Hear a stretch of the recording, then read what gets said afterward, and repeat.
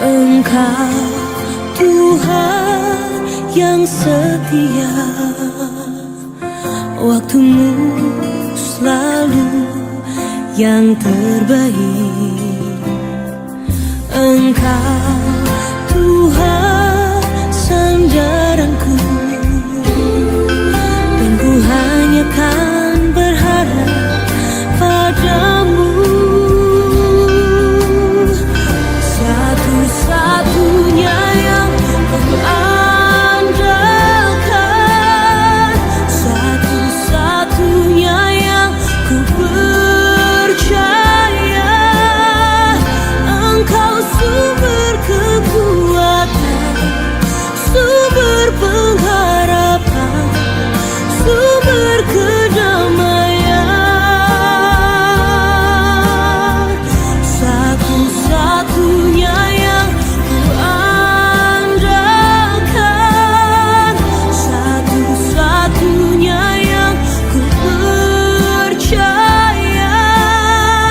Engkau Tuhan memberkati, Tuhan penyembuhku, Tuhan pemulihku.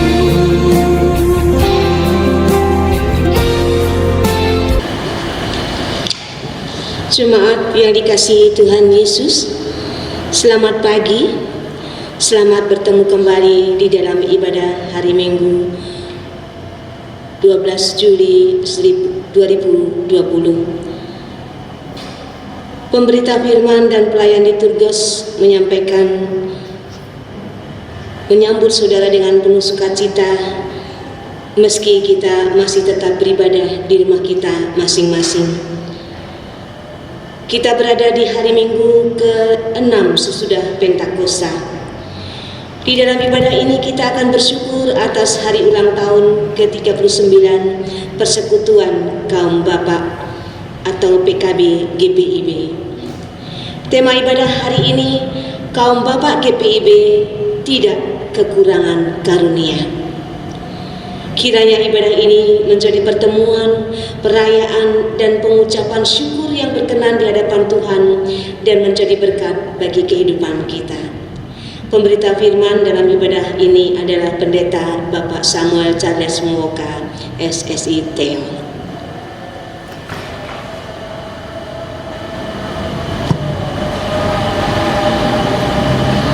Perayaan syukur HUT ke-39 Persekutuan Kaum Bapak saat ini memiliki makna tersendiri karena berlangsung di tengah situasi pandemi COVID-19. Pertama, situasi ini menuntut perubahan dan pembaruan sikap serta perilaku hidup setiap orang, khususnya kaum bapak, baik secara pribadi dalam keluarga, persekutuan, dan masyarakat. Ada hal-hal lama yang perlu ditinggalkan untuk menyesuaikan diri dan hidup dengan situasi normal baru. Kedua, situasi ini telah menimbulkan dampak sangat besar secara ekonomi dalam kehidupan keluarga.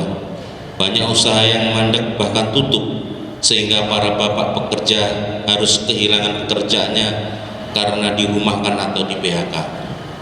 Dalam situasi ini kita semua, khususnya kaum bapak, tidak putus asa, kecewa, dan hanya berpangku tangan. Kita justru harus bersyukur karena kondisi ini menyadarkan tentang potensi dan kompetensi sumber daya insani yang telah dikaruniakan Tuhan bagi setiap orang. Inilah waktu untuk mengembangkan dalam karya usaha lain secara mandiri atau bersama. Karakter tangguh dan luas yang selama ini ditumbuhkan serta dijamah oleh Roh Kudus yang memberi kuasa juga daya cipta akan memampukan kita semua, khususnya kaum bapak, untuk berkreasi serta mengambil peluang dalam usaha kerja mengisi ruang dan waktu yang dianugerahkan Tuhan. Tepatlah tema ibadah hari ini, kaum bapak tidak kekurangan karunia.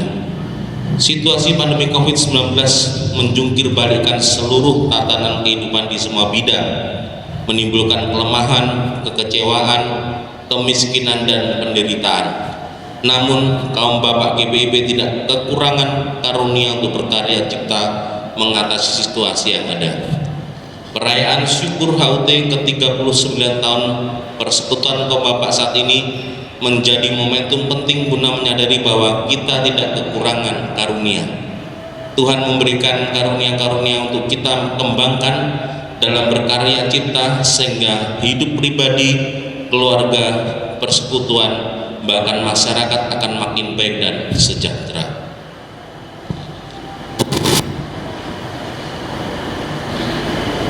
Jemaat, mari berdiri untuk menyambut firman Tuhan hadir di tengah persekutuan kita. Bernyanyilah orang percaya.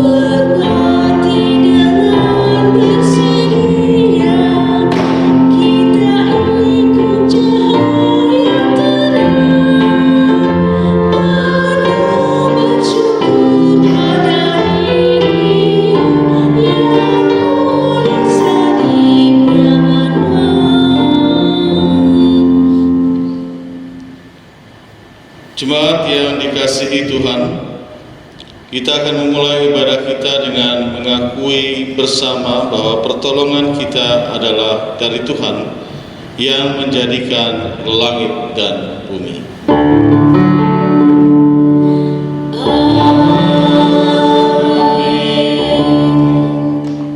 Surat Roma pasal 12 ayat 6 sampai 7 akan menjadi nats yang membimbing kita memasuki ibadah di minggu pagi ini. Firman Tuhan berkata, demikianlah kita mempunyai karunia yang berlain-lainan menurut kasih karunia yang dianugerahkan kepada kita. Jika karunia itu adalah untuk bernubuat, baiklah kita melakukannya sesuai dengan iman. Jika karunia untuk melayani, baiklah kita melayani. Jika karunia untuk mengajar, baiklah kita mengajar. Terimalah salam, kasih karunia, rahmat dan damai sejahtera dari Allah Bapa dan Kristus Yesus Tuhan kita menyertai kamu Dan menyertaimu juga.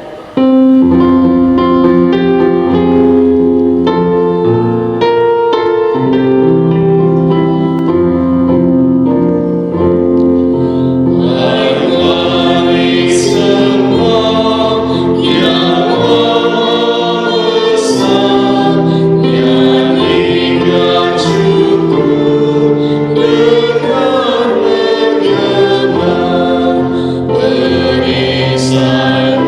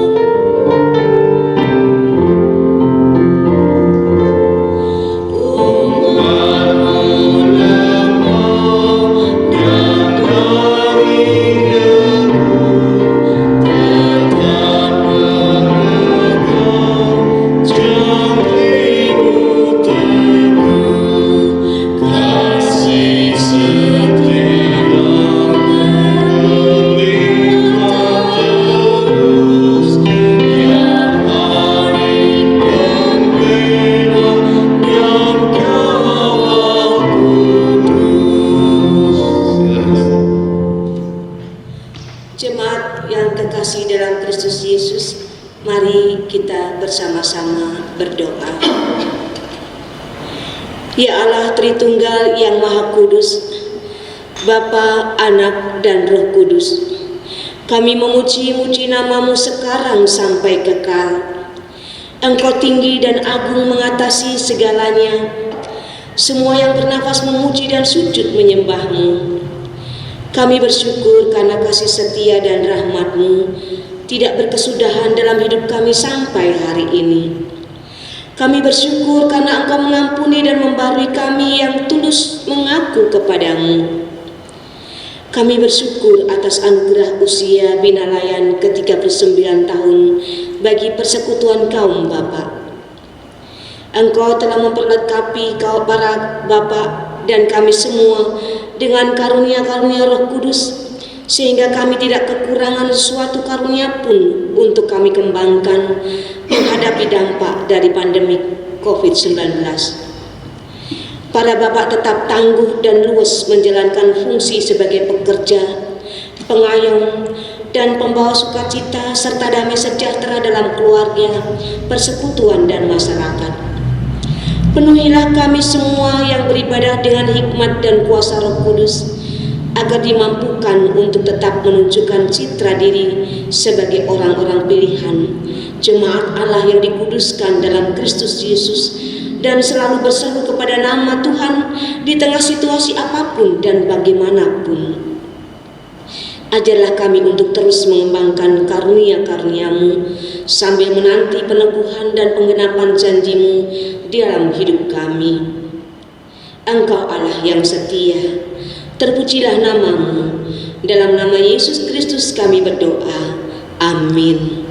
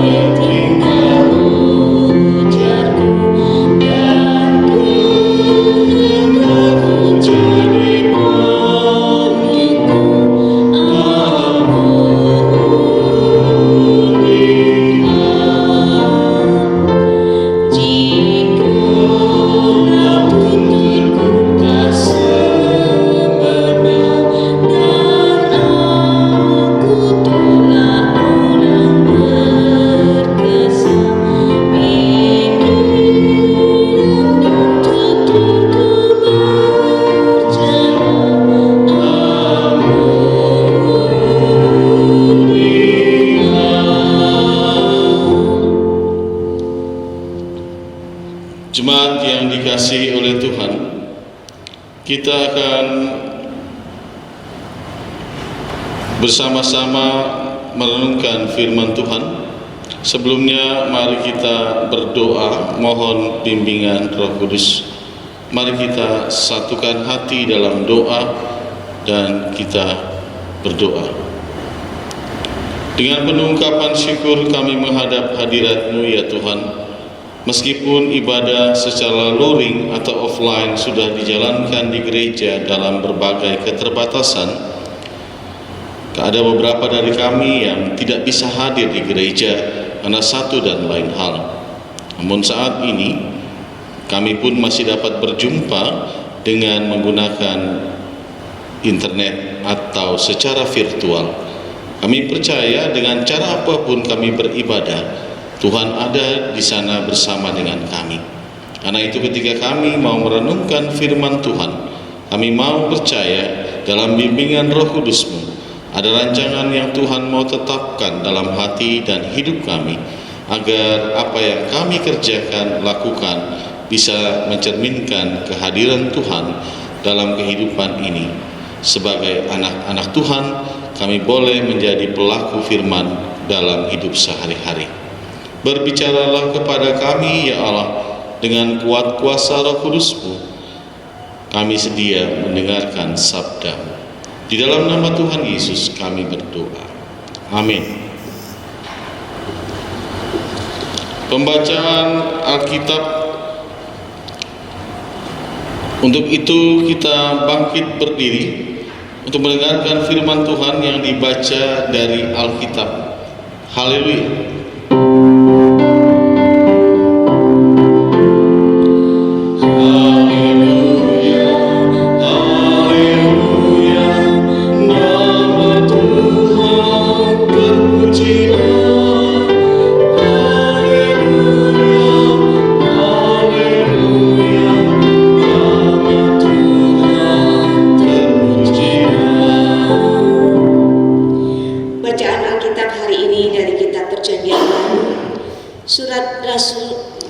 Surat pertama Korintus pasal 1 ayat 1 sampai dengan 9. Surat pertama Korintus pasal 1 ayat 1 sampai dengan 9 yang menyatakan demikian.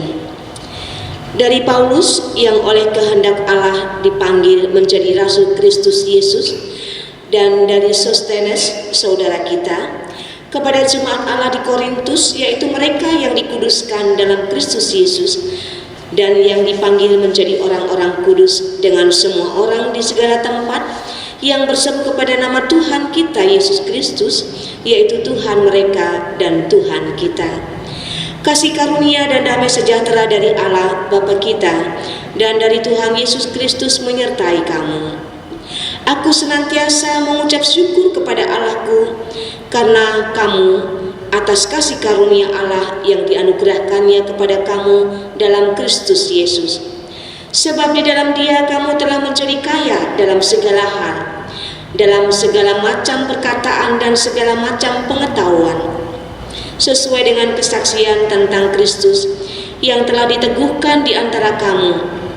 Demikianlah kamu tidak kekurangan dalam suatu karunia apapun, sementara kamu menantikan pernyataan Tuhan kita Yesus Kristus.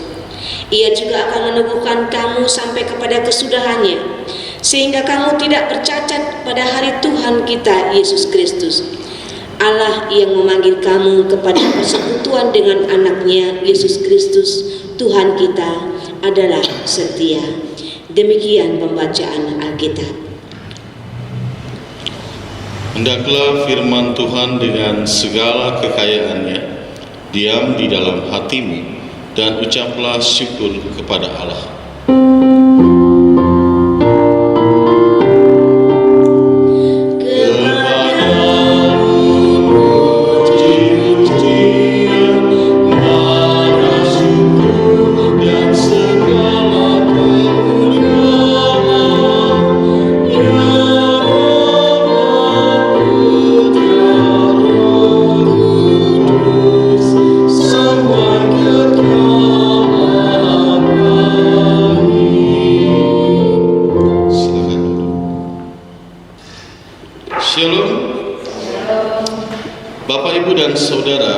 Tema ibadah kita saat ini adalah kaum Bapak GPIB tidak kekurangan karunia. Saudara-saudara kekasih Tuhan, setiap orang tua jika menghadapi anak yang bandel atau nakal punya gaya dan juga cara yang berbeda dalam mengatasi masalah yang dihadapi oleh anak-anak mereka. Ada orang tua yang langsung marah, biasanya kamu gak boleh begini, kamu salah. Atau ada juga yang bilang bodoh, tolol. Ada juga yang bilang ya sudah, tidak apa-apa, bangun, misalnya dia jatuh dan lain sebagainya. Tapi ada juga orang tua yang kelihatannya acuh, dibiarkan saja dan lain sebagainya. Orang tua semua punya gaya dan juga cara yang berbeda-beda, juga mungkin menyangkut situasi yang berbeda. Nah, ibu bapak, itu cara mengatasi permasalahan. Demikian juga dengan Paulus. Ketika Paulus dipakai oleh Allah, Paulus pun memiliki cara yang berbeda dalam menyelesaikan masalah yang dihadapi oleh jemaat yang pernah dia bina. Di antaranya adalah jemaat di Korintus yang menjadi pembacaan kita pada pagi hari ini. Paulus menyadari banyak masalah yang pasti akan timbul dalam kehidupan beriman, karena tidak mungkin Orang yang percaya ketika masih hidup di dalam gereja pasti, ketika masih hidup dalam dunia pasti ada masalah dan ada pergumulan. Demikian juga umat di Korintus, dan saudara-saudara juga mungkin tahu masalah yang dihadapi umat Korintus itu bukan masalah yang ringan. Perpecahan dalam jemaat dan juga pertikaian yang terjadi, saling menyakiti dalam jemaat, dan juga penyembahan terhadap Dewi Afrodit yang adalah dewi penyembahan secara seksual yang sangat melanggar norma dan etika di dalam kehidupan bergereja dan juga mengkhianati Tuhan. Nah, Bapak Ibu dan Saudara yang dikasihi Tuhan, kita melihat bagaimana kita mau belajar dari cara Paulus dalam menanggapi dan menyelesaikan masalah. Di sini Paulus dalam memulai suratnya, surat ini bukan surat biasa, bukan surat cinta, bukan surat resmi juga, bukan hanya resmi dalam arti surat formal pemerintah, tapi gaya Paulus adalah surat yang diberikan ini berupa wejangan atau pastoral. Surat pastoral yang diberikan Paulus di sini terlihat bagaimana dan upaya Paulus untuk menyelesaikan masalah. Tapi satu hal yang kita menarik di sini, ketika Paulus menyelesaikan masalah, pertama-tama kita melihat dari ungkapan pembukanya dari Paulus yang oleh kehendak Allah dipanggil menjadi Rasul Kristus Yesus, dan dari Sostenes saudara kita. Artinya di sini kita melihat Paulus menyelesaikan masalah bukan berdasarkan kekuatan dia. Dia katakan dari Paulus yang dipanggil dalam kehendak Allah, bukan kehendak dirinya, tapi kehendak Allah. Paulus tidak menempatkan dirinya di depan, tapi dia menempatkan Allah di depan di dalam penyelesaian masalah bagi umat di Korintus. Itu yang pertama. Dan lebih lanjut kita melihat di sini, arti dari kata ini adalah Paulus tidak ingin membanggakan diri dan menonjolkan dialah yang harus dilihat dalam penyelesaian masalah ini, tidak. Tapi kita tahu bahwa Paulus di sini dikatakan bukan oleh kehendak dirinya. Paulus tidak mengusulkan Tuhan pakai saya sebagai rasul, tidak. Paulus dipanggil justru ketika dia membantai orang-orang percaya. Paulus itu sangat kejam. Dia justru dipanggil Allah di saat dia menghancurkan orang-orang Kristen. Nah, ini menandakan bahwa Paulus sendiri sebenarnya tidak mau untuk menjadi pelayan Allah. Jangankan pelayan, damai saja dia tidak mau. Dia maunya membunuh dan menghancurkan orang-orang percaya. Menjadi Paulus bukan berdasarkan kehendak dirinya, tapi kehendak Allah. Ini kesadaran yang luar biasa yang dimiliki oleh Paulus. Lalu kita melihat di sini dalam kelanjutan pembacaan kita, dimulai dari ayat 4, setelah mengucapkan berkat, aku senantiasa mengucap syukur kepada Allahku karena kamu atas karunia Allah yang dianugerahkannya kepada kamu dalam Kristus Yesus. Artinya, Paulus membuka percakapan dengan ucapan syukur. Ini sesuatu yang luar biasa. Dalam ini surat dalam rangka penyelesaian masalah, dalam rangka pastoral, yang diucapkan pertama-tama adalah ucapan syukur. Meskipun dia dengar kata-kata yang keluar daripada jemaat dan kelakuan jemaat di Korintus itu sangat-sangat menyedihkan, baik hati Paulus atau juga hati Kristus pastinya. Tapi kita melihat di sini Paulus memberikan pujian. Pujian kenapa? Pujian karena Allah. Ini aneh. Ada dalam masalah, ada dalam pergumulan, tapi Paulus malah bersyukur karena mengingat Allah yang sudah membimbing dan menganugerahkan apa yang baik kepada umat. Artinya Paulus di sini melihat bahwa masalah ini juga muncul untuk kebaikan daripada umat. Paulus berpikir sangat-sangat luar biasa. Dia melihat dalam pimpinan Allah, dalam pimpinan Roh Kudus, dia mengajak umat untuk bersyukur, dan dia bersyukur atas apa yang sudah umat Korintus lakukan. Meskipun ada beberapa hal yang jelek di situ dan sangat jelek bahkan, tapi Paulus tidak langsung mengklaim marah-marah, langsung kamu salah, kamu begini, tidak. Dia mengucap syukur lebih dahulu. Lalu kita lihat selanjutnya, sebab di dalam dia kamu telah menjadi kaya dalam segala hal dan dalam berbagai macam perkataan dan segala macam pengetahuan. Dan Paulus juga lanjutkan di sini, demikianlah kamu tidak kekurangan dalam suatu karunia apapun. Artinya Paulus mau katakan sebenarnya kalian ini mampu menghadapi masalah itu sendiri karena Allah sudah memberikan kemampuan bagi kalian untuk menyelesaikan masalah itu. Nah, cuma saja memang beberapa orang saat itu di Korintus berada dalam kekerasan hati yang sangat sulit untuk dapat mau mengakui dan menyelesaikan permasalahan di antara mereka.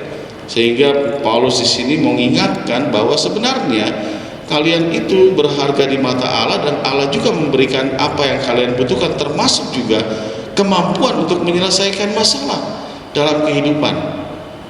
Allah mengaruniakan bukan aja apa yang dia butuhkan, bahkan apa yang benar-benar diperlukan dalam kehidupan umat dalam berbagai permasalahan.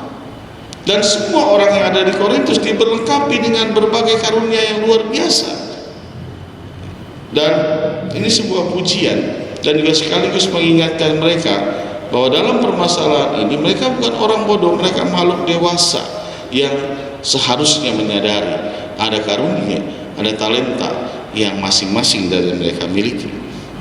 Dan dikatakan di sini pada akhirnya bahwa di sini Paulus mengatakan bahwa Allah menginginkan mereka untuk hidup kudus. Dalam kenyataannya saat itu mereka tidak kudus, mereka ngaco dan hidupnya sangat-sangat kotor. Kita melihat di sini Paulus mengatakan panggilan untuk hidup kudus seterusnya akan sampai akhirnya, karena Allah telah terlebih dahulu setia. Artinya Paulus di sini mau mengingatkan kepada mereka bahwa permasalahan itu bukan membuat mereka harus jadi akhirnya terlempar dan ternoda. Memang mereka ternoda, tapi mereka harus kembali, harus menguduskan diri dalam kehidupan orang-orang percaya dan kembali menjadi satu sampai dengan akhir. Menjadi kudus bukan hanya saat tertentu, bukan hanya pada hari tertentu, bukan hanya pada waktu tertentu, tapi dalam setiap waktu orang percaya harus belajar untuk menjadi kudus. Itu panggilan bagi orang percaya. Dan kenapa Paulus mengatakan seperti itu? Supaya mereka tetap setia sampai akhir ketika Allah datang. Karena Allah datang dalam waktu yang tidak seorang pun manusia tahu. Dan di sini dikatakan bahwa ayat yang ke-9 yang menutup itu, Allah yang memanggil kamu pada persekutuan dengan anaknya Yesus Kristus Tuhan kita adalah setia. Artinya yang lebih indah itu, di balik upaya manusia untuk bisa jadi kudus, Allah tetap setia mendampingi umat yang percaya. Nah, Bapak Ibu dan saudara-saudara yang dikasihi Tuhan, kalau kita melihat awal pembukaan surat Paulus, sudah tercermin niat Paulus bagaimana dia berusaha merespon pergumulan yang dihadapi oleh orang di Korintus. Spesifiknya baru kemudian dia sebutkan dalam ayat pasal dan ayat selanjutnya. Nah, Bapak Ibu, dari sini ada beberapa hal yang menarik sebagai orang percaya yang juga kita bisa pelajari dalam kehidupan kita bersama. Ya, yang pertama-tama adalah kita mengingat bahwa Allah menghendaki kita sebagai orang percaya untuk hidup di dalam kekudusan. Siapapun kita, saudara dan saya, terpanggil untuk hidup di dalam kekudusan. Dan tentunya untuk itu setiap orang percaya harus bisa menjaga kekudusan itu. Dan dalam mencapai kekudusan itu bukan berarti kita hidup akan baik-baik saja, tidak. Ketika masih hidup di dalam dunia, siapapun manusia pasti akan menghadapi pergumulan. Dan ketika menghadapi pergumulan itu, tidak jarang manusia-manusia itu jatuh.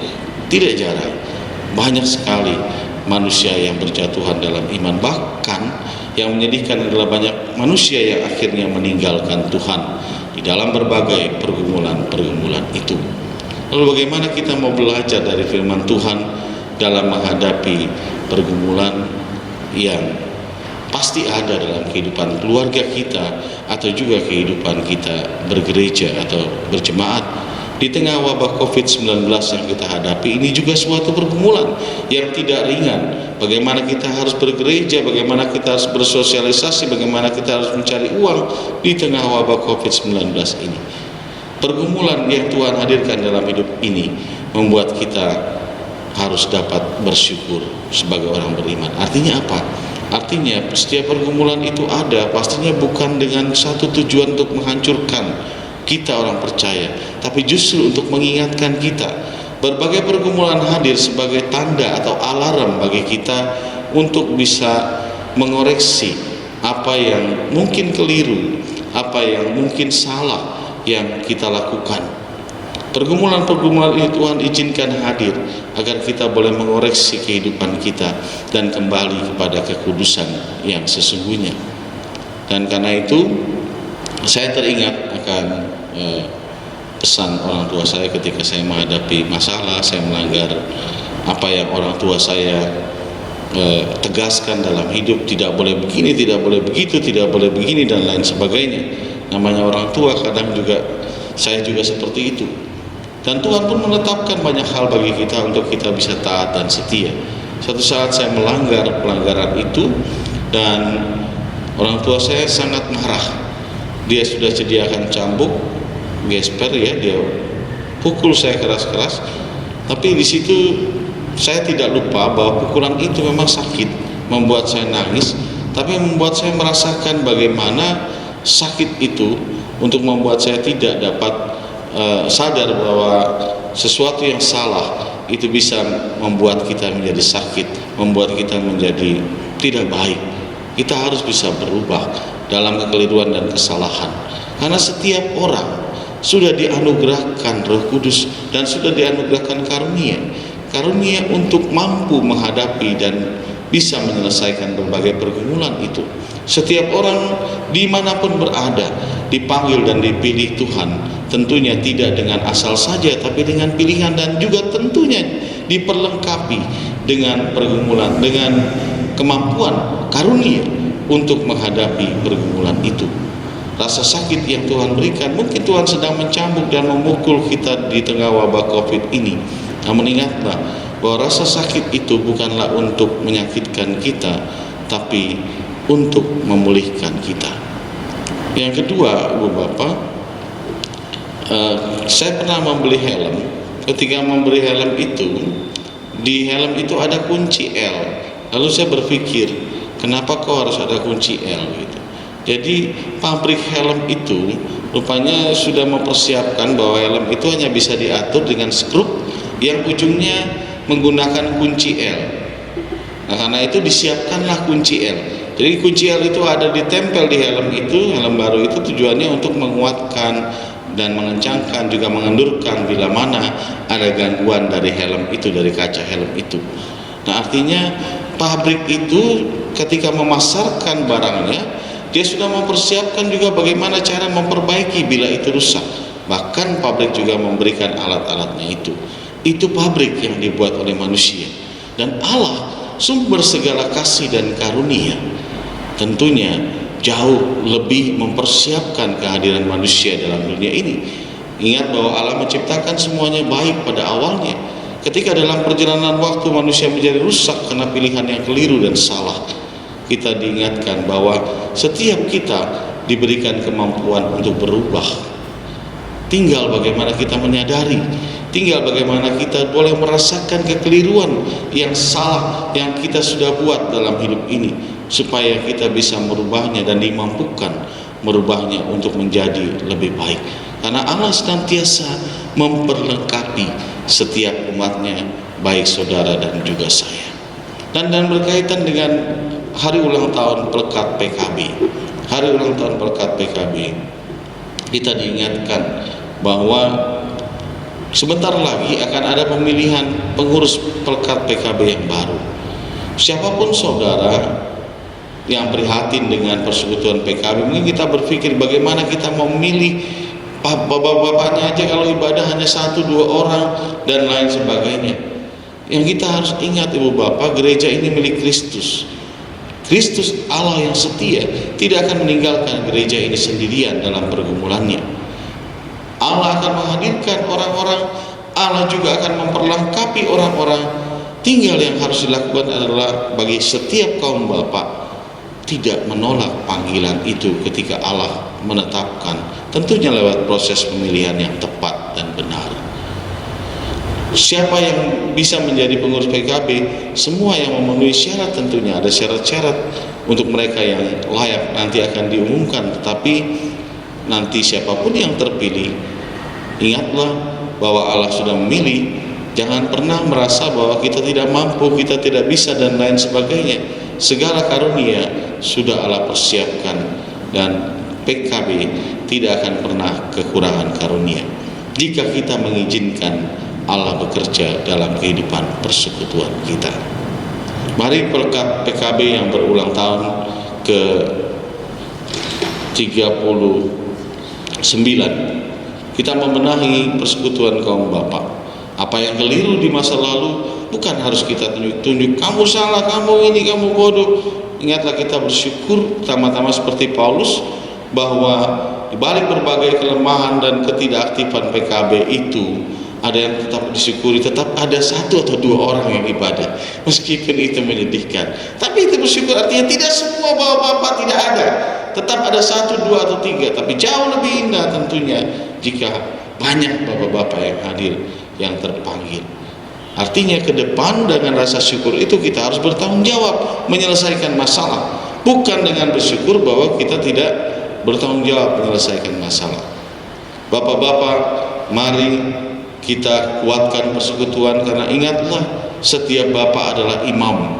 Di tengah tanganmu sebagai seorang pemimpin keluarga ditentukan iman keluarga. Jadilah imam yang beriman, yang penuh dengan kekuatan dan kemampuan dari Tuhan untuk membimbing keluarga ke dalam kehidupan kudus sampai akhirnya. Jangan sampai ketika Allah datang Dia mendapati kita dalam keadaan yang tercelah. Tetaplah setia, hidup dalam kekudusan, berjuanglah untuk tetap kudus. Saudara mungkin pernah salah dan keliru dalam menjalankan tugas, tapi ingatlah Allah selalu mengingatkan untuk kita mau berubah sampai pada waktu Allah hadir di mana tidak ada kesempatan lagi. Kalau kesempatan itu masih ada, marilah kita berubah. Tuhan memberkati kita. Amin.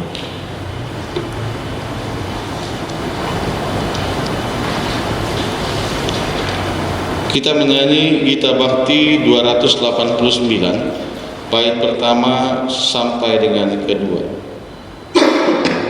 Wow.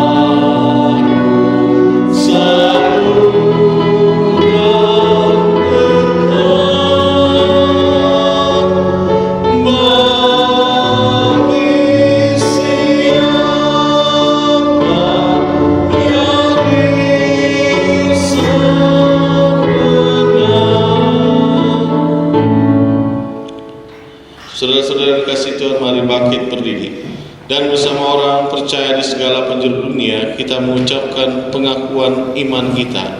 Biarlah masing-masing dengan hati dan mulut dan sikap yang baik boleh berkata, aku percaya kepada Allah, Bapa yang Maha Kuasa, Khalik langit dan bumi, dan kepada Yesus Kristus anaknya yang tunggal Tuhan kita, yang dikandung daripada Roh Kudus, lahir dari anak darah Maria, yang menderita di bawah pemerintahan Pontius Pilatus, disalibkan, mati dan dikuburkan, turun ke dalam kerajaan maut, pada hari yang ketiga bangkit pula dari antara orang mati, naik ke surga, duduk di sebelah kanan Allah Bapa yang Maha Kuasa, dan akan datang dari sana untuk menghakimi orang yang hidup dan yang mati. Aku percaya pada Roh Kudus, gereja yang kudus dan am, persekutuan orang kudus, pengampunan dosa, kebangkitan daging, dan hidup yang kekal. Silakan duduk kembali. Kita akan masuk di dalam doa syafaat. Mari kita bersyafaat dan menyatukan hati kita. Kita berdoa. Bapa yang baik, kami bersyukur jika pagi ini kami diingatkan oleh sabda-Mu bahwa dalam kebaikan Engkau tidak pernah melupakan kami. Engkau Allah yang penuh kasih dan Allah yang setia. Engkau juga yang mengizinkan berbagai pergumulan hadir dalam hidup kami untuk mendewasakan cara kami beriman. Dan biarlah di dalam kami meresponi berbagai pergumulan dalam kehidupan, baik rumah tangga kami, di tengah pekerjaan atau juga dalam dunia pelayanan, kami boleh memohon hikmat dari Tuhan, tidak mengandalkan kekuatan kami, dan mengedepankan Tuhan di balik berbagai masalah itu. Bukan melihat masalahnya, tapi yang utama Tuhan di balik masalah itu, dan kekuatan Tuhan yang juga memampukan kami menyelesaikan masalah itu. Terima kasih Tuhan. Bapa Surgawi, kami pun berdoa bagi Majelis Sinode GPIB dalam pergumulan ini. Anugerahkan hikmat supaya Majelis Sinode menyadari juga dalam berbagai pergumulan ini dia mengandalkan Tuhan. Mereka bersehati mengedepankan Tuhan, sehingga nama Tuhan yang dipermuliakan, dan tentunya juga kekuatan Tuhan yang dicurahkan agar berkat boleh dirasakan bagi jemaat GPIB dimanapun berada di masa COVID-19 ini. Kami doakan lebih khusus lagi bagi GPIB Ebenezer Blitar dalam pergumulan dan tantangan yang kami hadapi saat ini. Kami bermohon, anugerahkanlah kekuatan agar seluruh kami sebagai presbiter, pengurus berkat, karyawan boleh bersehati saling menopang untuk menyelaraskan pergumulan yang terjadi, dan memohon kekuatan Tuhan agar pergumulan ini tidak menghancurkan kami, tapi membuat kami bangkit dan belajar dan menjadi pribadi yang lebih dewasa dalam iman. Kami pun berharap Tuhan, dalam keyakinan kami akan firman, bahwa Engkau juga memberikan kami kemampuan menyelesaikan pergumulan ini. Karena tidak ada satu orang pun manusia yang diberikan Allah pergumulan melebihi kekuatannya. Dan biarlah dalam pergumulan ini hanya nama Kristus yang kami puji dan muliakan, bukan siapa-siapa dan bukan apapun juga. Bapa dalam kerajaan surga, kami pun bersyukur kalau dalam sebagai gereja kami dapat tetap dipelihara, ibadah boleh tetap berlangsung baik secara online atau offline. Biarlah ibadah-ibadah ini nantinya menjadi berkat bagi setiap kami. Kami pun mendoakan saat ini bagi usaha kami, pekerjaan kami, berbagai hal yang kami lakukan untuk kehidupan. Beberapa teman kami, mungkin sebagian juga kami, menghadapi pergumulan dengan masalah ini, di mana kami sulit untuk mendapatkan pekerjaan untuk mencukupkan kehidupan keluarga. Dagang atau usaha kami tidak terlalu lancar. Tuhan, keadaan yang seperti ini memang tidak diinginkan semua orang, tapi ketika ini terjadi, Tuhan kuatkan kami, mampukan kami menghadapi pergumulan ini dan keluar sebagai pemenang. Pakai kami juga untuk memenangkan orang lain bila mana kami sudah menang. Bapa di surga, kami pun doakan anak-anak kami di dalam masa pandemi ini, mereka harus belajar di rumah. Biarlah mereka boleh tetap semangat, tidak menjadi malas. Berikan mereka kemampuan, kemauan untuk belajar dan mengembangkan diri dengan sungguh-sungguh. Dan bagi saudara-saudara kami yang dalam keadaan sakit, Bapak Agus Prianto, juga Bapak Dwi Sulistiono, Ibu Sri Atun, dan juga Ibu Mamik Suwarlan, dan juga Bapak Daniel Mesloy, Ibu Suparti Tabrani, dan juga Ibu Vince Silangen, Ibu Karmi Kandoli.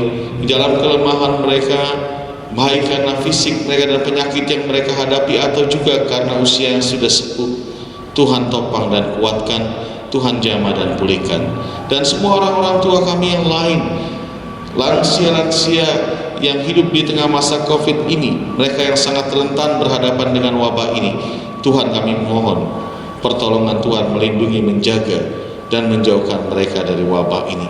Demikian juga orang-orang yang kami kasih yang terpisah dengan kami, suami, istri, kakak, adik, bapak, ibu, om, tante, yang jauh dengan kami saat ini karena satu dan lain hal. Tuhan kami mohon perlindungan Tuhan bagi mereka, sebagaimana Tuhan pun menyayangi dan melindungi kami di sini. Bapa Surgawi, kami mendoakan juga bagi mereka yang berbahagia atas pertambahan usia di minggu yang berjalan ini. Tuhan memberkati mereka supaya dalam pertambahan usia mereka boleh senantiasa bersyukur dan menjalankan kehidupan dengan penuh takut akan Tuhan, agar mereka boleh senantiasa diberkati dan memiliki umur yang panjang. Kami juga mendoakan Tuhan saat ini bagi berbagai rencana kegiatan gereja ke depan, peneguhan CD, perjamuan kudus dan lain sebagainya. Biarkan kami sebagai gereja mampu menjalankan ini tentunya dengan bertahap dalam hikmat. Jangan biarkan kami melangkah dengan pemikiran kami sendiri, tapi arahkan kami, bimbing kami.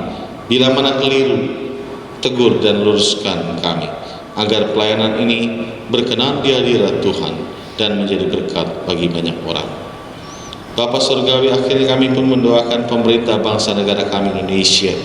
Di tengah banyak ketidakpuasan, meningkatnya penyebaran wabah Covid di berbagai tempat membuat pemerintah menjadi sorotan.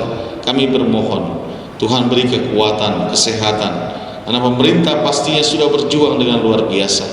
Kami mohon Tuhan beri mereka hikmat, agar mereka pun ke depan boleh melihat apa yang paling baik yang mereka bisa lakukan. Dan kami pun doakan agar seluruh masyarakat Indonesia juga boleh mandiri, belajar dan cerdas, menjadi masyarakat yang tidak mudah terprovokasi untuk berpikir yang jelek tentang pemerintah, tapi melihat juga segi negatif, segi positif dari pemerintah yang sudah bekerja dengan luar biasa untuk memberikan pencegahan terhadap wabah COVID-19. Tuhan, biarkan masyarakat juga boleh secara mandiri menyadari akan bahaya wabah ini, sehingga memproteksi diri masing-masing dalam hikmat, upaya di dalam berbagai aktivitas yang harus dijalani, mereka boleh dilindungi Tuhan. Terima kasih Tuhan. Tuhan juga sertai tenaga medis dan juga pihak tentara, keamanan, polisi, dan juga pamong praja yang berada di garis depan di dalam penyelesaian masalah Covid dan menghentikan penyebaran. Tuhan menyertai mereka, memberikan kesehatan dan kekuatan. Juga kami doakan rumah sakit di berbagai tempat, terutama di wilayah Jawa Timur yang penuh karena meningkatnya wabah Covid secara pesat. Kami mohon Tuhan topang supaya pemerintah wilayah daerah boleh bijaksana memutuskan hal ini dan menyelesaikan hal ini dengan kerjasama yang bijak, dengan saling menopang, saling mengingatkan dan menguatkan, bukan saling menyalahkan dan menuding yang akhirnya malah memperbanyak korban dan menelantarkan mereka yang sakit. Dalam hikmat Tuhan membimbing dan menyertai mereka. Terima kasih Tuhan, kami menyerahkan doa ini dalam tangan pengasihan-Mu. Dalam pengasihan-Mu kami bermohon, peliharalah kami dalam nama Tuhan Yesus Kristus yang telah mengajar kami bersama berdoa. Bapa kami yang di surga, dikuduskanlah nama-Mu, datanglah kerajaan-Mu, jadilah kehendak-Mu di bumi seperti di surga. Berikanlah kami pada hari ini makanan kami yang secukupnya, dan ampunilah kami akan kesalahan kami, seperti kami juga mengampuni orang bersalah pada kami. dan jangan bawa kami ke dalam pencobaan, tapi lepaskan kami daripada yang jahat.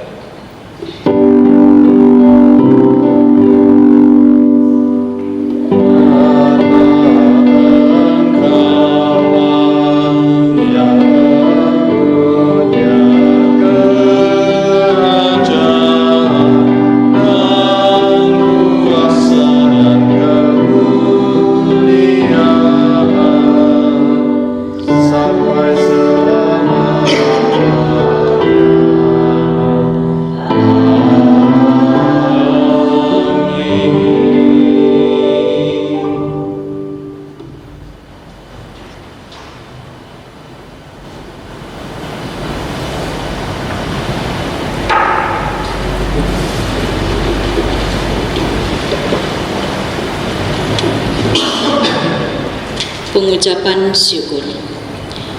Jemaat, saatnya kita memberi persembahan persepuluhan, persembahan syukur dan persembahan sukarela. Alkitab mengatakan, sebab jika kamu rela untuk memberi, maka pemberian akan diterima. Kalau pemberianmu itu berdasarkan apa yang ada padamu, bukan berdasarkan apa yang tidak ada padamu.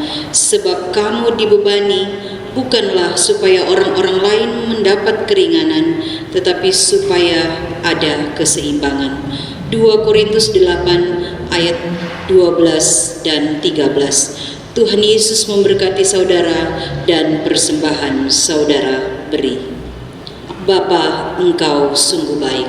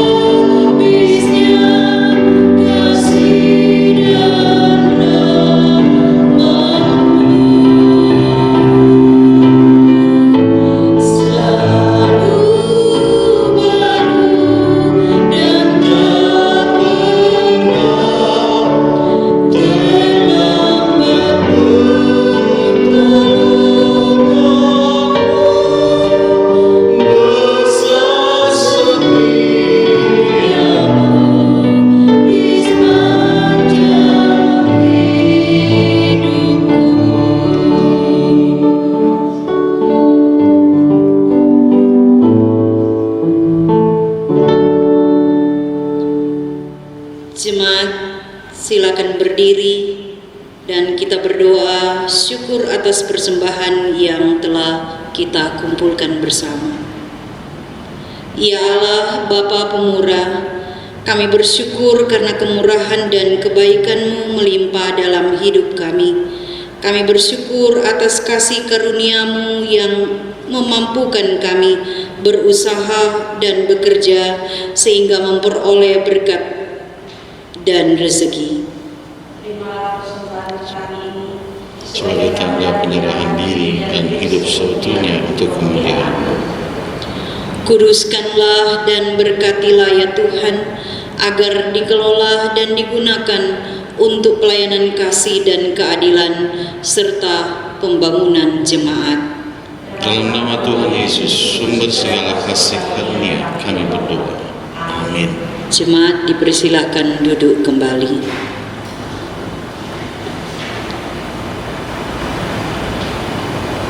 Untuk warta jemaat dapat Bapak Ibu baca di warta jemaat yang sudah tertera.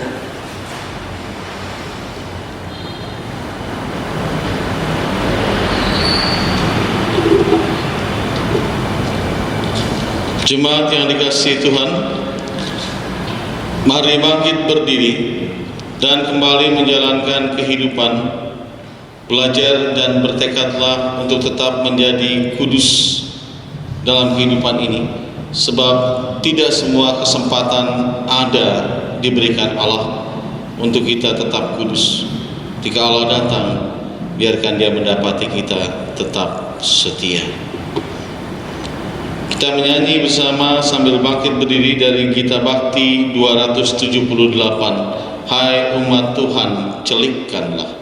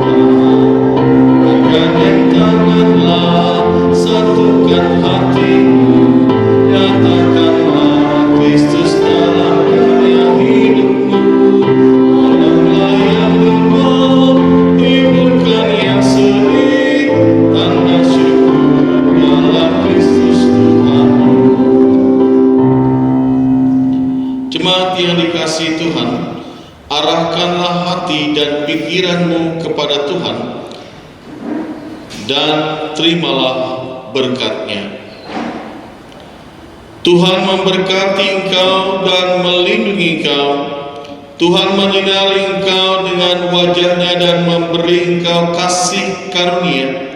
Tuhan menghadapkan wajah-Nya kepadamu dan memberi engkau damai sejahtera.